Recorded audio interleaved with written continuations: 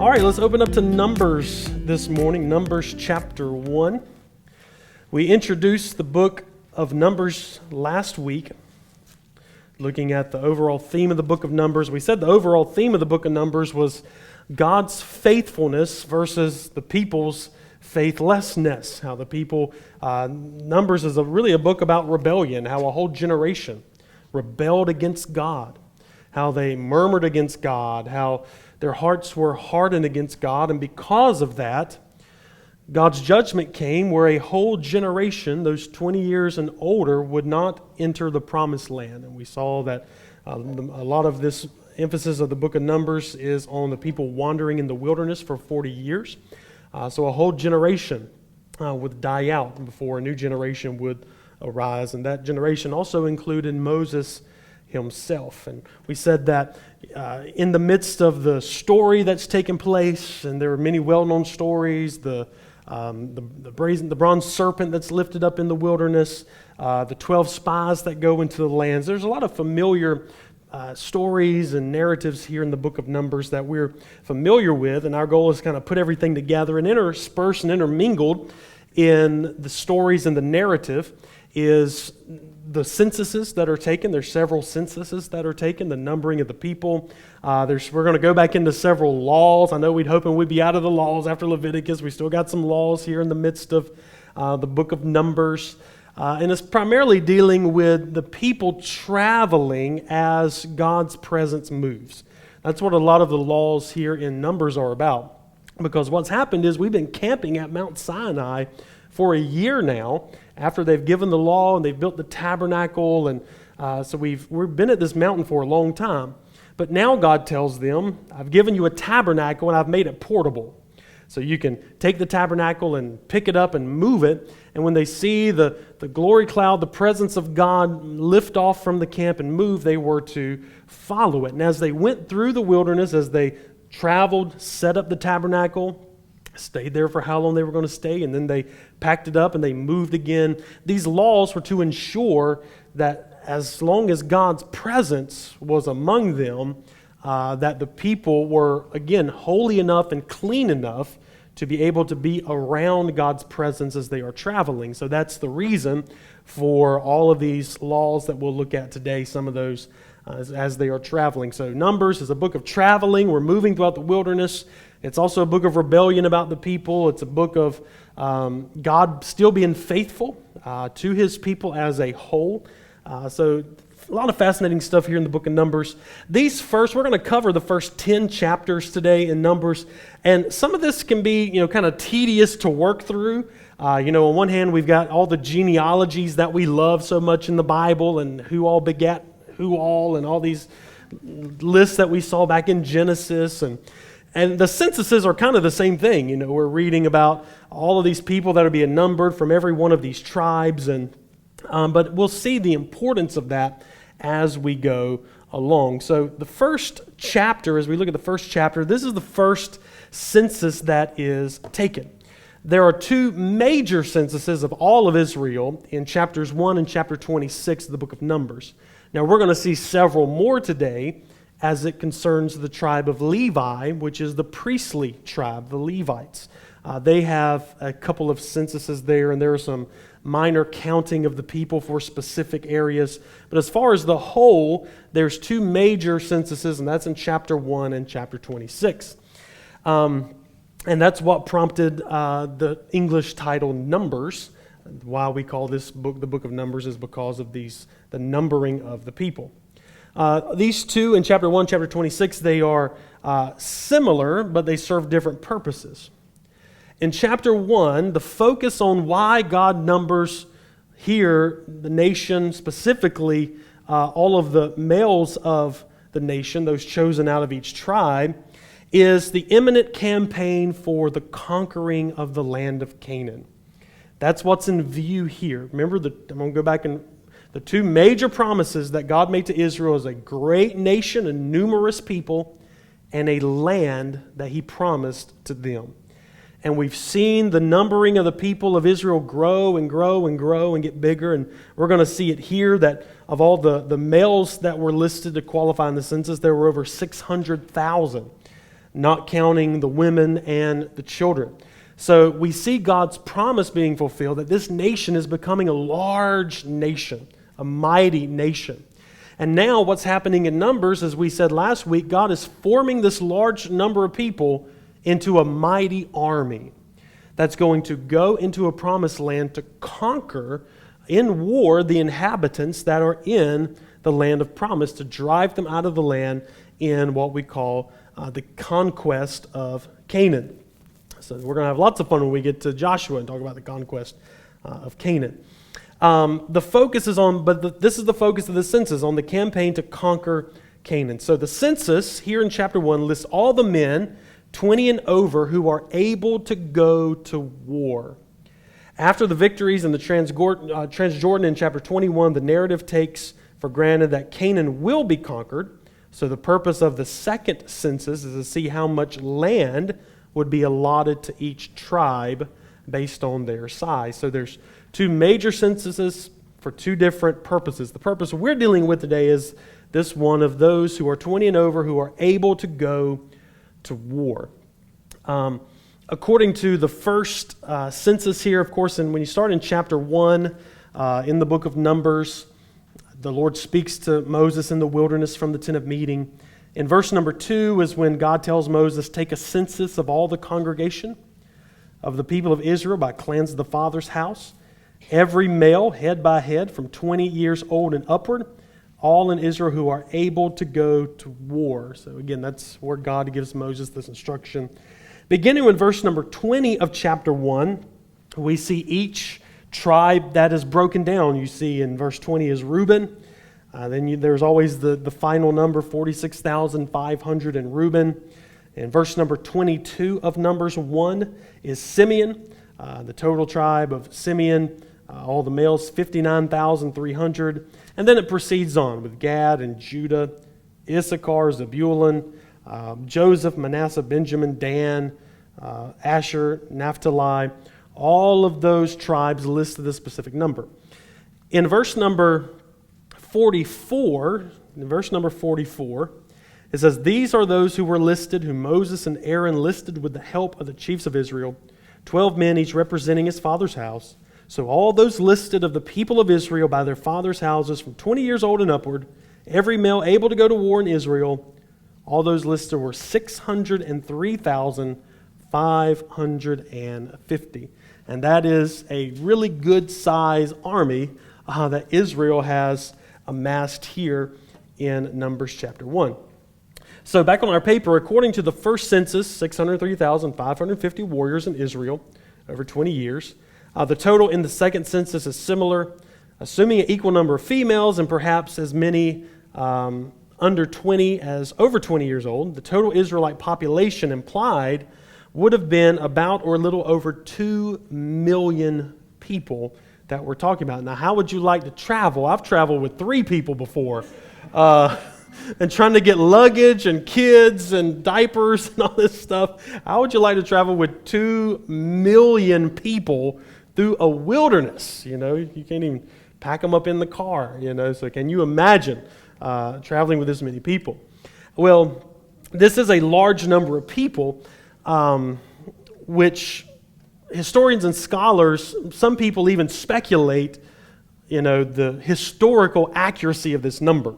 There are many that says this is such a large number, and the resources and everything in the areas that they were traveling, you know, wouldn't be able to sustain this many people. So there are a lot of critical scholars that look at this number and they say, you know, that this is an unlikely number, and they've given many explanations on, you know, why they feel this may not be, you know, an exact number. But I think the point that we see here is, while these scholars and conservative scholars that do believe this is a real number, you know, they have no problem accepting that you know, the natural land may not even have been able to hold them, but these weren't just a natural people. They were supernatural people, for they had God providing for them all along the way. So, you know, in faith and trust in what the Scripture says, it's not impossible for this number to be accurate, and there be over 2 million people here in Israel. But the whole point in the context is keeping in mind the fulfillment of the promise of Abraham. the fulfillment of the promise of Abraham, that the offspring of Abraham, Isaac, and Jacob would be as numerous as the dust of the earth and the stars of heaven. So this is seen as, a partial fulfillment of what God had promised Israel in giving them a great nation. And also they're going forth to conquer the land. So it shows them as a great army that's able to conquer the inhabitants of Canaan. One thing we found when we get down to verse number 47 through 54 of chapter 1 is the Levites are not listed in this census. The Levites were not listed in the census. That's because the Levites were a special tribe that were called out, of course, to be the priestly tribe. So the Levites were to have a special duty, and we'll look at those duties in a couple of chapters over. But verse 50 of Numbers chapter 1 says, "But appoint the Levites over the tabernacle of testimony and over its furnishings and over all that belongs to it. They are to carry the tabernacle and its furnishings, and they shall take care of it and shall camp around the tabernacle when the tabernacle is set up." If you look down at verse number 53, just skipping ahead a couple of verses, "But the Levites shall camp around the tabernacle of the testimony so that there may be no wrath on the congregation of the people of Israel." So we're going to look in just a moment at the camp, a way the camp is set up. And the tribe of Levi is set up all around the camp to be a divider between the tabernacle and the people. And that's to protect the tabernacle, but it's also to protect the people, so that nobody wanders out in the middle of the night and decides to mess with the tabernacle and God strike them dead. That's literally the reason. Or no one bring an unclean thing where it's not supposed to be, or an unclean person come near the tabernacle. So the Levites were like guards put around the tabernacle to make sure that nobody approaches it wrongfully and that they suffer the consequences in their death. And then when the nation would pick up and move, it was the Levites' job to take down all the tabernacle and to carry the furnishings of the tabernacle as well. So they were given a special task and a special place of the tabernacle, so they were not numbered with the rest of the tribes of Israel. The details of their jobs are in chapters 3 and 4. So in chapter 1, you have the basic census leading up to 603,550 people. Going into chapter 2, this is the arrangement of the camp.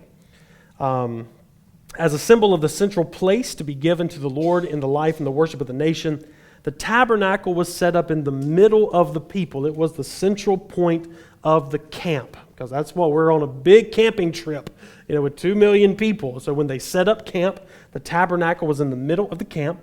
God was pleased to dwell among his people, and the people were to always be aware of his presence. And of course, there's 4 sides to the tabernacle. So when you set it up, there's north, south, east, and west. To the east of the tabernacle, at the position of the greatest honor, were the living quarters of Moses and Aaron's sons. So the priests were set up immediately on the east side of the tabernacle, which is where the entrance was. The Levites were to set up camp on the other 3 sides as a buffer between the tabernacle and the other tribes, as we just talked about. The rest of the Israelites had to keep their distance from the sacred tent, or they were facing death. The 12 tribes were arranged in 4 groups around the tabernacle.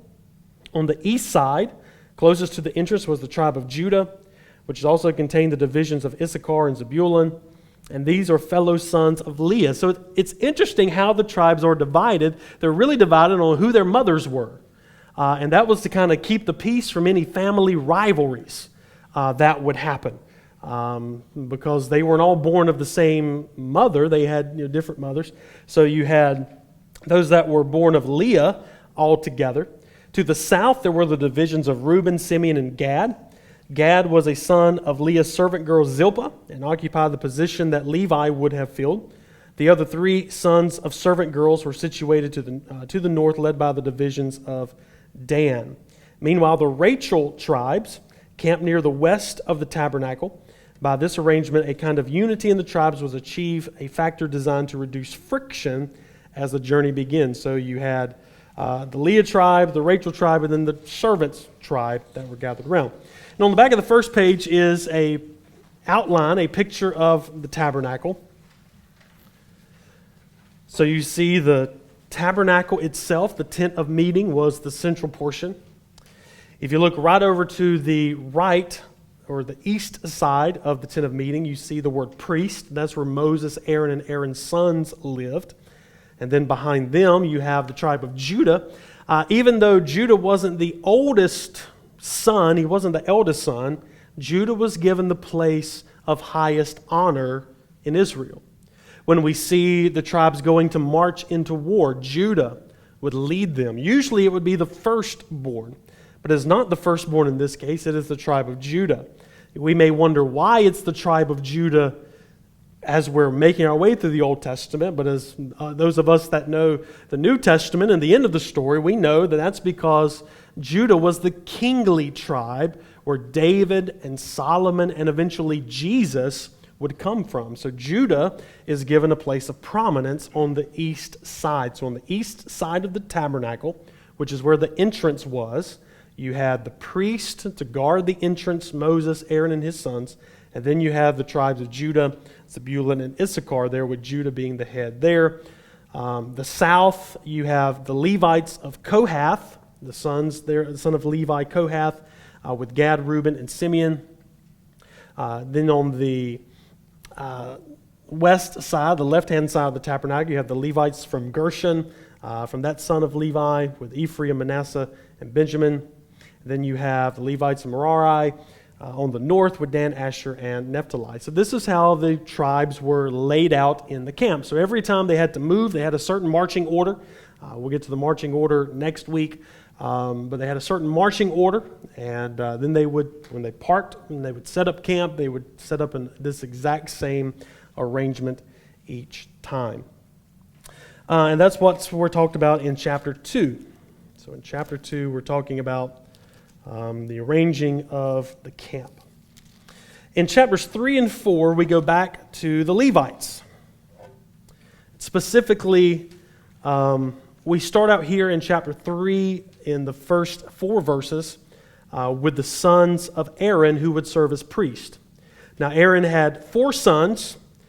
2 of them we've already talked about, and they have already sadly left the scene, and that is Nadab and Abihu, who brought strange fire and presented it before the Lord back in Exodus that they did that, and they were struck down of the Lord there. So then you have 2 more sons here, Ithamar and Eleazar here, and they served as priests in the lifetime of Aaron, their father. So that's who would be in the priestly tribe just to the east of the tent, Moses, Aaron, and Eleazar, and Ithamar. There we find there. Beginning in verse number 5, we have, in verse number 5 of Numbers 3, the Lord spoke to Moses, saying, "Bring the tribe of Levi near, and set them before Aaron the priest, that they may minister to him. They shall keep guard over him, over the whole congregation, before the tent of meeting, as they minister at the tabernacle. They shall guard all the furnishings of the tent of meeting. They shall keep guard over the people of Israel, as they minister at the tabernacle. And you shall give the Levites to Aaron and his sons. They are wholly given to him from among the people of Israel." So this tribe was specially called out and given to God, given to Aaron for the priestly service of the tabernacle. If you look down in verse number 11, "And the Lord spoke to Moses, saying, Behold, I have taken the Levites from among the people of Israel, instead of every firstborn." Now here's where things we're going to get a little dicey. You can get caught up in the details, and hate to say the weeds, but kind of in the weeds of everything that's going on here, and have a little bit of navigating through what's going on, because there's so many tribes listed, there's so many censuses, we talked about the Levites first, now we're jumping back into the Levites again. And so of course the Levites were in the religious tribe. Aaron and his sons were the priest who offered sacrifice. The other Levites had a dual function. On one hand, they acted as religious police, guarding, preventing unauthorized laity from entering the tabernacle. On the other, they were responsible for dismantling, carrying, and re-erecting the tabernacle wherever it moved. This was a highly responsible and dangerous task because at any moment you have to do it exactly right. If not, you'll face judgment. All right, so here's the principle before we start in this chapter 3, because I want to make it simple because of what's going on here. If you remember back in Exodus, the death of the firstborn, God decreed that all the firstborn belonged to him. All the firstborn belonged to him. In Exodus chapter 13, 12, and 15. All the firstborn were his. And you remember on the night of the Passover, he told his people to put the blood of the lamb on the doorposts and the sides, the doors. And when the death angel passed through Egypt, the firstborn would be required from every household. Well, that resulted in the death of the firstborn of all of those in Egypt, but it resulted in the salvation, the safety of the firstborn of Israel. And because of that, God declared that all of the firstborn children in Israel belonged to him. That means they were dedicated to him. They belonged to his service to use. So, theoretically, every firstborn male born in Israel here should have been separated from their families and given to the service of God out of every tribe. Everybody get that? What should happen is every firstborn male from all the tribes should have came out and been dedicated to God, serving in the tabernacle, doing the work of dismantling and mantling and building up the tabernacle. But instead of the firstborn of every tribe and every household being given to the Lord for this service, God says, I'm just going to choose one tribe, and I'm going to dedicate that whole tribe as a substitute for the firstborn of all the other tribes. So the Levites here and the firstborn of the Levites acted as a substitute, as a stand-in for the rest of the nation of Israel. So that's why God says here in verse number 12 of Numbers 3, that's why God says, that's the setup, behold, I have taken the Levites from among the people instead of every firstborn who opens the womb among the people of Israel. The Levites shall be mine, for all of the firstborn are mine.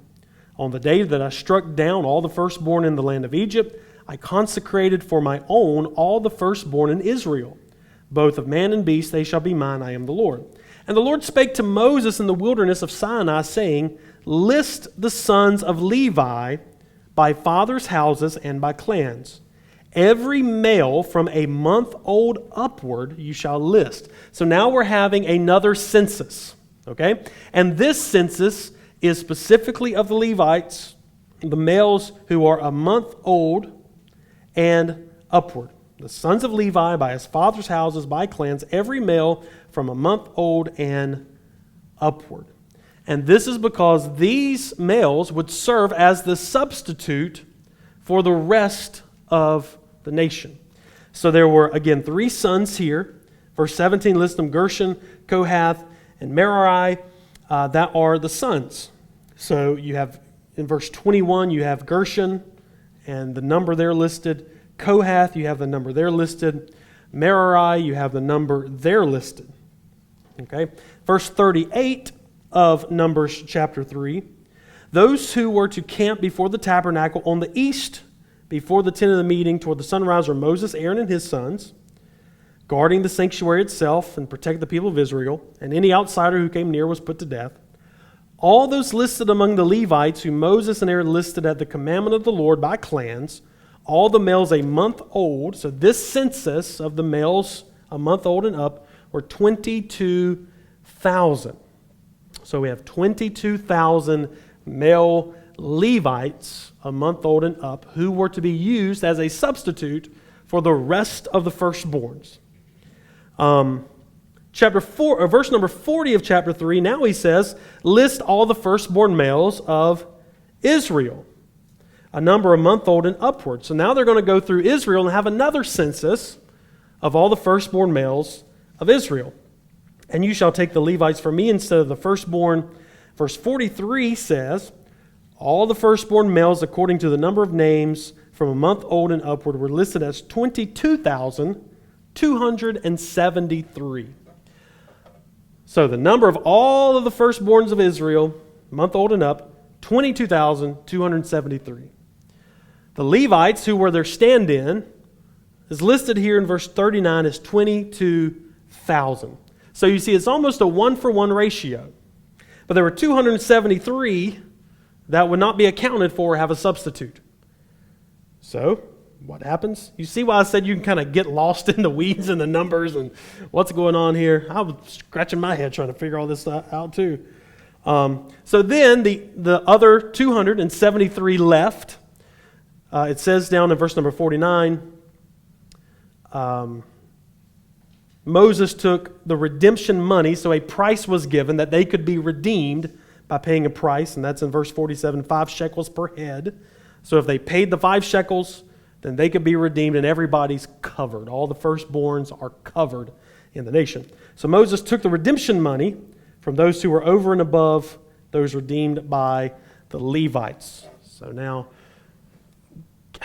okay, can I just say this? I don't know why God has to make everything so complicated in these books. I mean, this is really complicated. It's like, I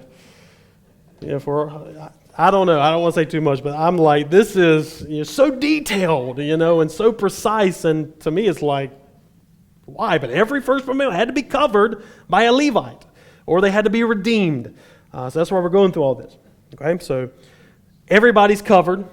22,000 by a Levite that represented them, and not you paid the redemption price of 5 shekels, and then the rest were covered. So 22,273 were covered.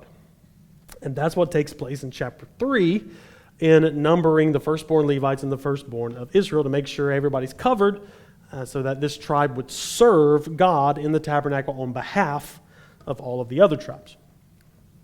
Can I throw another monkey wrench in? Let me throw another monkey wrench in. The tribes of Gershon, the tribes of Kohath, and the tribes of Merari are listed and their total number. And this is something that every commentator, everybody tries to come up with. Well, if you were to add, if you notice, we'll just do some fun math, in verse 22 of chapter 3. If you notice in verse 22 of chapter 3. All right, I'm going to get my calculator out. All right. Chapter 22, verse 22, of chapter 3. All the males from the tribe of Gershon, a month old and upward, were 7,500. Now, in verse 28, this is Kohath. According to the number of all the males, a month old and upward, there were 8,600. Verse 33 begins Merari, and verse 34 says the listing according to the number of males from a month old and upward was 6,200. When you add those three together, you get 22,300 people. But the number listed in verse 39 is an even 22,000. And we don't know why this is. And there's no commentator that knows why this is. And it's little things like that kind of make us wonder and scratch our head. Because if it was 22,300, it would have covered every male.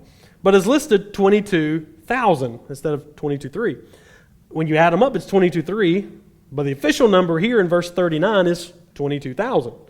And obviously it is 22,000 because of the extra redemption price that had to be paid for the extra 273. So I've tried to go through commentators, and there's no known reason of why there are two different numbers here listed. We just don't know why there's two different numbers listed when you add them up versus what is stated here in chapter 39. But we officially go with the number of 22,000 because that's what the rest of the chapter lays out, with the extra 273 that had to pay the redemption price of 5 shekels. So that's one of those things, some people just call it a flat-out contradiction. If we're trying to defend the inerrancy of Scripture, it's kind of bad to admit there's a contradiction. Could it be a scribal error somewhere along the way? We don't know. There's just every excuse you could find of trying to harmonize these two numbers. So I just throw that out there for pondering purposes, to ponder that. Maybe you can go and research and find the answer and bring it back to us. Chapter 4, we'll go through chapter 4 real quick. That lists the duties of the Kohathites and the other sons of Levi. And then we have another census, okay? In chapter 4, we have another census and the duties of these three sons of Levi. This census is for those 30 years old to 50 years old. So now they have to count everybody from 30 to 50. All the firstborns had to be covered. Now that the firstborns are covered, we have to find out who's available from the tribe of Levi, strong enough and able enough to carry the furniture of the tabernacle. That's basically what this is. We're calling out, hey, everybody in church, we need everybody from 30 to 50, to come and help us take down tables and chairs. And this is basically what we're doing. So everybody 30 to 50 from the Levites had to be counted and numbered so they know who was able to take down poles, curtains, furniture, the Ark of the Covenant, and each one of the three sons from Gershon, Kohath, and Merari, each one had jobs and duties. So in chapter 4, you have the numbering and the duties of each of the sons. Let me see on our paper, the sons of Kohath, down at the near the bottom of the page where it says chapter 4. The sons of Kohath camped on the south side. They were to take care of the furniture of the tabernacle, like the Ark of the Covenant and the altar. The sons of Gershon camped on the west and were to take care of the fabrics associated, the curtains and all the fabrics that went over the tent and the veils and all of that. Merari's sons camped on the north side and were in charge of all the structural components, the tents and the poles and the pillars and the rings and all of those things. So chapter 4 just describes the number of able men to carry all this and what they were to carry. Somebody was in charge of coffee here too, when it said something about the drinks here. So someone's in charge of coffee. Somebody has to be. I need a traveling coffee shop with me with 2 million people. I'm going to say what I was going to say. Okay. Anyway, okay. So that's our censuses. So we're out of the censuses. All right. So we saw a census of all of the people able to go to war. We saw the census of all the firstborns of Levi and of the nation. They're all covered. Then we saw the census of all the able-bodied people from Levi who were able to carry all of the equipment. That's a lot to go through when you're digging through all this. I mean, there's a lot of stuff there in Numbers. So the good news is we're done with the censuses. Yay. The good news is now we get to go into laws again. So yay, we're going from good to better here. And we're going back to some of the law. Again, chapter 5 begins with certain laws for certain types of uncleanness. Because again, God is holy, people are sinful, and as we're traveling, we want to make sure things are clean. We want to make sure that we're keeping the law. We want to make sure we're not breaking commandments. So there are 3 major issues listed here in Numbers chapter 5. The first has to do with people who are unclean. Now, if you remember back in Leviticus, unclean was if you came in contact with a dead body, if you came in contact with bodily discharge, things of this nature. So the first part deals with those who are unclean, that they become clean. On the third page, or second page, the last page of our notes, you see here 3 issues taken up in chapter 5. Number 1 is the case of uncleanness. And basically is that there are those unclean in the camp. They need to go outside of the camp so as not to pollute the camp. So we have to deal with uncleanness again, making sure we're dealing with that. The next one resolves by breaking faith with your neighbors, unresolved disputes over property.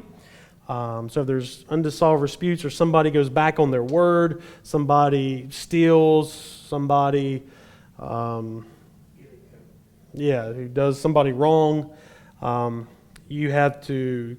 there was a confession of the sin that did wrong, there was a full restitution of what was done and then add a fifth to it. So normalizing these disputes over broken words and promises, it describes as broken faith in one translation. And then the third one, this is an interesting one too, the test for adultery. So the third one that begins in verse number 11 of chapter 5, like murder and idolatry, adultery calls the most sincere form of uncleanness. So even the suspicion of adultery had to be cleared up. So they have a way here of determining if a woman had committed adultery, thus causing herself to be unclean and her husband to be unclean, or whether she didn't. So if you suspected, they call it here the law in cases of jealousy. So if I'm suspecting my wife to commit adultery and I become jealous, then I take her to the priest and they perform a ceremony with water and mud and pronounce a curse over her. She has to make a vow, and if she's telling the truth, she'll be spared. If she's lying, she's under a curse and bad things are going to happen, and everybody's going to know that she committed adultery. That's a fascinating read if you want to go through and read all of that. You got to put dust and water, untie her hair, bring her, sit her before the priest. There's all kind of things for a test if this woman has committed adultery or not. The end result, if she did commit adultery, then it would cause her bitter pain, her womb would swell, her thigh would fall away, and the woman would become a curse. If she told the truth and she didn't commit adultery, then she would be fine and could go off and have children. So that's what that's about, a test of adultery. Again, preventing uncleanness in the camp, because even unintentional uncleanness can have very intentional consequences, as we found out here in under the law. It doesn't speak here for me. I'm just missing about the uncleanness of the man. Correct. The only time the man is brought up,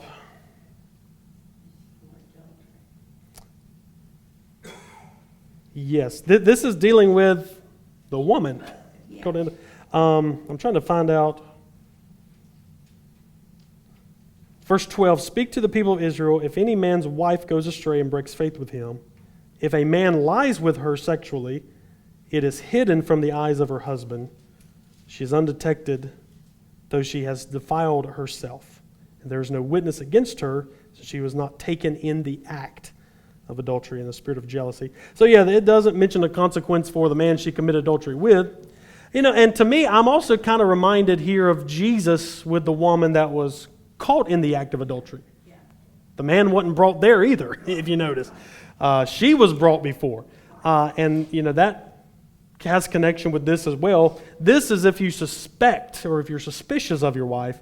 The lady caught in Jesus' day was actually caught in the act of adultery. So there was no doubt that she was guilty. But we see Jesus entering in there and not condemning her there as well. But yeah, that is a good point that this is all about the woman. It's not about the man she commits adultery with. It just goes to show you the times. Chapter number 6 deals with what we call the Nazirite vow. We've all probably heard of the Nazirite vow. Samson and Delilah. Samson was a Nazirite. A Nazirite were those who would take a special vow to the Lord to live a super separate life in order to dedicate themselves to God. The Nazirites were the holiest lay people in ancient Israel. The priests had to live up to a standard of holiness, the Levites. And if you took a Nazirite vow, then you were the holiest of all lay people in Israel. The Old Testament equivalent to monks or nuns is basically what it is. To become a Nazirite, you took a vow to abstain from all forms of alcohol or grape products. You took a vow to never cut your hair. Of course, Samson is best known Nazirite in the Bible. Number 6 deals with the situation that would occur if such a holy person became polluted through accidental contact with death, and what must be done to remedy the situation. Chapters 5 and 6 are thus concerned with dealing with actual, suspected, or potential cases of uncleanness in Israel. Again, just showing the seriousness of protection against cleanness, that it doesn't, or uncleanness, that it doesn't mix with the cleanness of God, or the unholy mixing with the holy that was a no-no. So all of this is to protect against either actual uncleanness, suspected uncleanness, or potential uncleanness in various circumstances. So that's what that chapter is about. It ends with the blessing in verse number 22 through 27, the priestly blessing. Chapter 6 ends with, the Lord bless you and keep you. The Lord make his face to shine upon you and be gracious to you. The Lord lift up his countenance upon you and give you peace. Verse 27 says, so shall they put my name upon the people of Israel, and I will bless them. Chapter 7 through 8 is a story that includes a flashback to events a month earlier when the tabernacle was first erected. This records how the secular tribes gave the Levites wagons to transport the tabernacle in, how the tribes presented utensils and animals for uses in worship. Each tribe gave exactly the same. This stresses the equal standing of each tribe and their joint responsibility to support the worship in the tabernacle. Then the rites for the dedication of the Levites are described, where the Levites were dedicated. These are much less complicated than the procedures of ordination of priests. Throughout this section, Moses' role as a mediator of God's requirements and executor of his will continues to be stressed. The people do exactly what God asked them through the agency of Moses. So all of this is, again, preparing the people to leave by talking about the tribes, what they dedicated to the temple, how they all had a part in making the tabernacle work. And they all play the part. Then in chapters 9 and 10, it says, ready to go. We're getting ready to go in 9 and 10. This stress on the exact compliance with God's instructions. That is all we see over and over again. Exact compliance with God's instructions, doing it God's way, following God's pattern. Continues in chapters 9 and 10. Chapters 9 and 10, the anniversary of the Exodus from Egypt is celebrated. So in chapter 9, we're celebrating the Passover. We're remembering what God has done. Just as they had the Passover and they left Egypt, now they're celebrating the Passover in order to leave Mount Sinai. So they celebrate the Passover in Egypt, which will become an annual celebration for the people of Israel, as was decreed back in Leviticus. The future of its celebration will commemorate the past, is mentioned here implicitly, reminds the reader of the intended destination of the Israelites. Not Mount Sinai. That was not the destination. Not the desert, but the land of Canaan is the goal here. Although it's of uttermost importance to celebrate the Passover, for sudden death may befall on those who fail to observe it. Uncleanness caused by death is an obstacle to worship. So if you were unclean during the time to celebrate the Passover, you had to wait a month, and then you celebrated it on the second month instead of the first month if you were unclean. After this, in last part of chapter 9, beginning with verse 15, we talk about the cloud of glory that covered. That became a pillar of fire by night and a cloud by day. And it was when the people were, when God was ready to leave, the cloud would pick up and move and the people would follow. And when it stopped, they stopped and they set up camp. So the end of chapter 9 describes this cloud covering, the pillar of fire and cloud. And then in chapter 10, going through verse number 10, is the instructions of the trumpets. They had silver trumpets that signaled different times. When it was time to leave, a trumpet blast would sound. When it was time to break camp, a trumpet would sound. If you blew it one time, if both trumpets were blew together, all of Israel came out. If one trumpet was blown, then the leaders would come out. When there was an alarm, you had a certain blast. So this was, they didn't have all alert systems or one call. For everybody to hear, they blew silver trumpets in order to signal to the people, what was getting ready to happen. So all this is in preparation to begin to move to leave Sinai. So we've been at this mountain. We've seen the giving of the commandments. We've seen the giving of the tabernacle. We've seen the establishment of the priesthood. We have seen all of the laws in Leviticus establishing clean and unclean, the boundaries of the people. We see here the numbering of the people for war, the preparing of the camp to move, and the special place of the Levites as they travel. And all this is in preparation to make our march toward the promised land. So listen, everything is good right now, okay? We're established. We're in order. We've come out as slaves. We've come a long way. What could go wrong, right? Right. So we'll find out what goes wrong next week.